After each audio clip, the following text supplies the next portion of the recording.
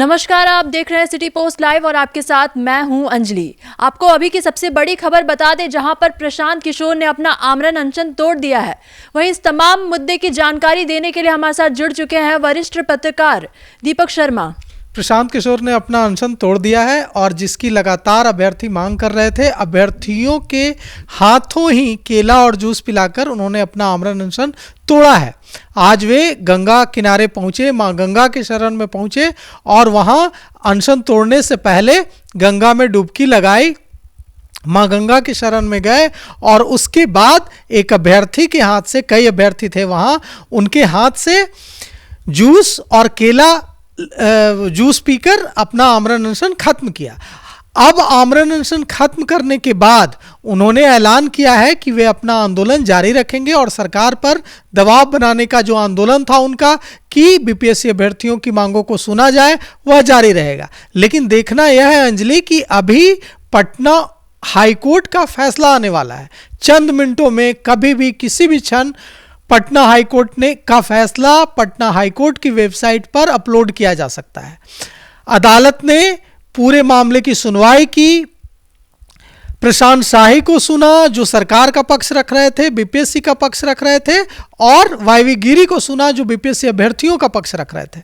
और दोनों पक्षों को, वाईवी गिरी और प्रशांत शाही को सुनने के बाद अदालत ने अपना फैसला कभी भी, किसी भी क्षण, अभी 5 मिनट बाद, 10 मिनट बाद पटना उच्च न्यायालय का क्या फैसला है यह उनके वेबसाइट पर अपलोड किया जा सकता है।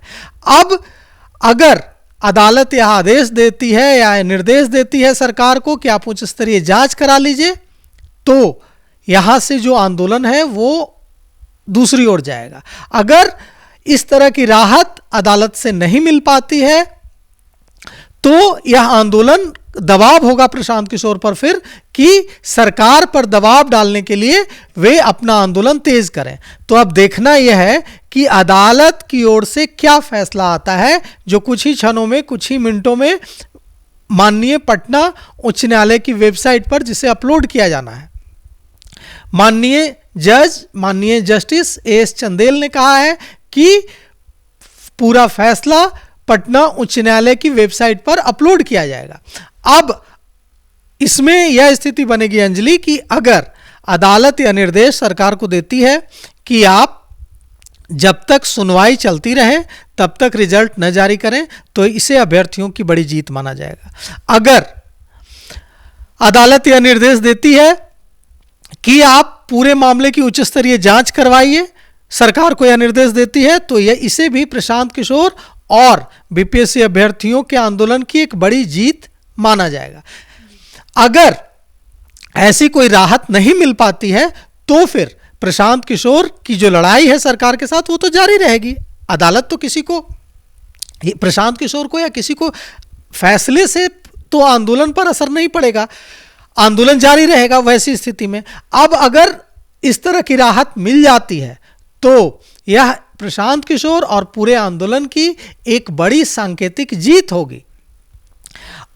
लेकिन अगर ऐसी राहत नहीं मिल पाती है तो फिर देखना होगा कि प्रशांत किशोर के समर्थकों, बीपीएससी अभ्यर्थियों, जनसुराजियों की ओर से लगातार यह कहा जा रहा था कि प्रशांत किशोर डरे नहीं हैं, प्रशांत किशोर पीछे नहीं हट रहे हैं, वे अपना आमरण अनशन इसलिए खत्म कर रहे हैं क्योंकि राज्यपाल महामहिम आरिफ मोहम्मद खान ने अभ्यर्थियों से मुलाकात की, जो कि प्रशांत किशोर की एक मांग थी कि मुख्यमंत्री अभ्यर्थियों से मिले और उनकी पीड़ा को सुने और समझने की कोशिश करें। मुख्यमंत्री तो नहीं मिले, लेकिन राज्यपाल आरिफ मोहम्मद खान ने जरूर राजभवन में 11 सदस्यीय अभ्यर्थियों के प्रतिनिधिमंडल से मुलाकात की। इसके बाद महामहिम ने, आरिफ मोहम्मद खान ने अपील की प्रशांत किशोर से कि आप अपना आमरण अनशन खत्म करें। दूसरी ओर डॉक्टर भी लगातार उन्हें सलाह दे रहे थे कि आपके ऑर्गन्स पर, आपके अंगों पर इस लगातार भूख हड़ताल का, इस अनशन का बहुत बुरा असर पड़ रहा है। तो डॉक्टरों का भी दबाव था कि आप अपना आमरण अनशन खत्म करें। बीपीएससी अभ्यर्थी भी लगातार उनसे मिल रहे थे और उनसे अनुरोध कर रहे थे कि प्रशांत किशोर को समाज और बिहार के हित में, बिहार के युवाओं के लिए लड़ाई आगे चले, इसलिए अपना आमरण अनशन खत्म करना चाहिए। तो अब प्रशांत किशोर ने अपना आमरण अनशन खत्म कर लिया है। अब देखना यह है कि इस पूरे आंदोलन को आगे बढ़ाने की जरूरत पटना हाईकोर्ट के, माननीय पटना हाईकोर्ट के फैसले के बाद रहती भी है या नहीं। हम इस पूरे मामले पर नजर बनाए हुए हैं और इस बारे में कोई भी अपडेट हम सबसे पहले आप तक पहुंचाएंगे। आगे की खबरों के लिए देखते रहिए सिटी पोस्ट लाइव।